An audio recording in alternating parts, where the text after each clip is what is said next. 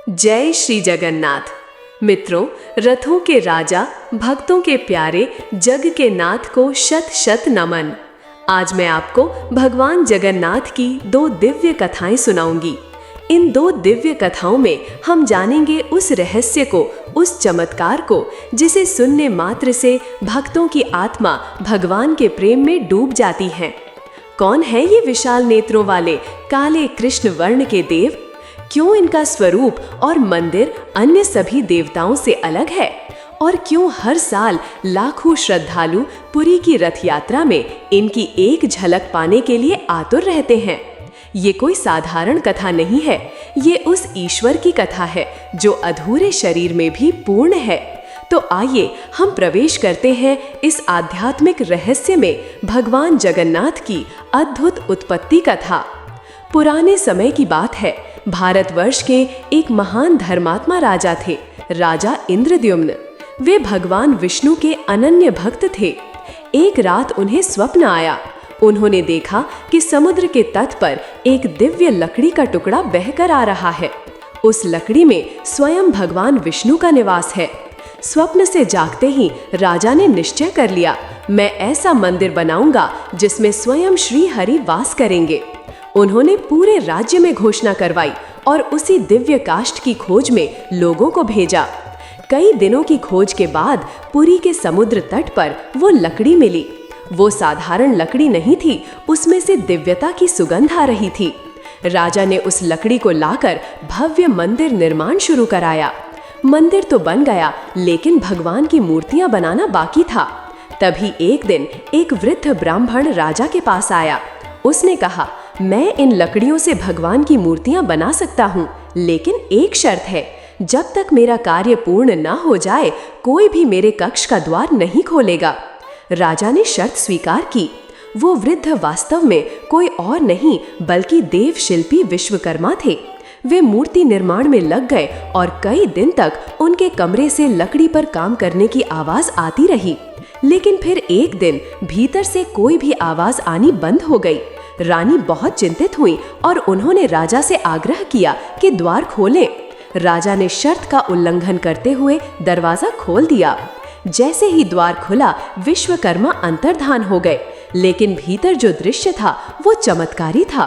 3 मूर्तियां खड़ी थीं, भगवान जगन्नाथ, उनके भाई बलभद्र और बहन सुभद्रा। परंतु उन मूर्तियों के हाथ और पैर अधूरे थे। राजा को बड़ा दुख हुआ। उन्होंने प्रायश्चित करने का निश्चय किया। तभी आकाशवाणी हुई, हे राजन, यही मेरा स्वरूप है। मैं पूर्ण नहीं, परिपूर्ण हूँ।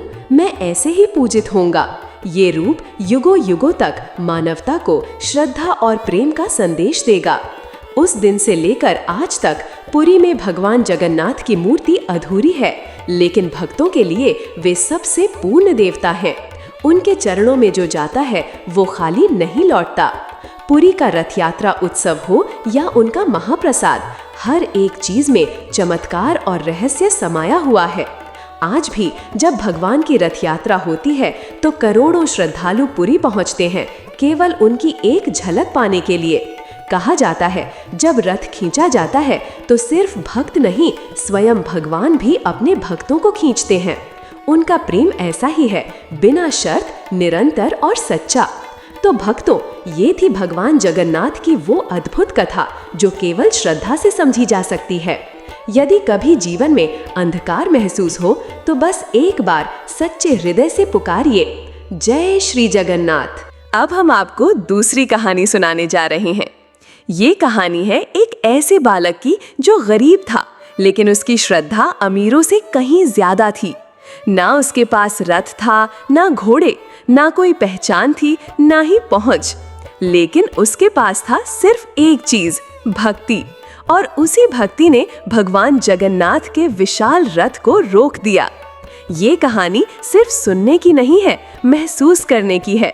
तो चलिए अब शुरू करते हैं एक बालक और भगवान जगन्नाथ की मुलाकात। एक समय की बात है, उड़ीसा के एक छोटे से गांव में एक निर्धन बालक रहता था।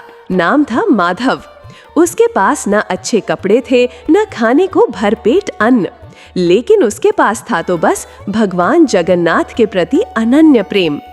हर दिन वो मंदिर की सीढ़ियों पर बैठता, दूर से रथ की ओर देखता और मन ही मन कहता, प्रभु एक बार तो मुझे अपना दर्शन दे दो, एक बार मुझे रथ को छूने दो।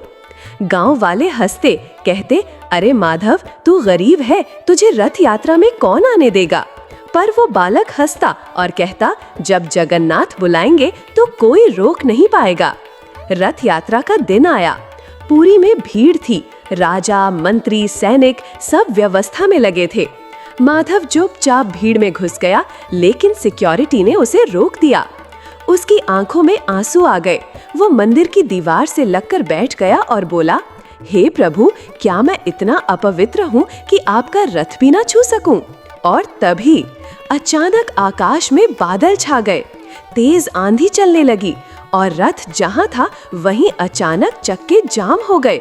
सैकड़ों लोग मिलकर भी रथ को नहीं खींच पाए। राजा घबरा गया।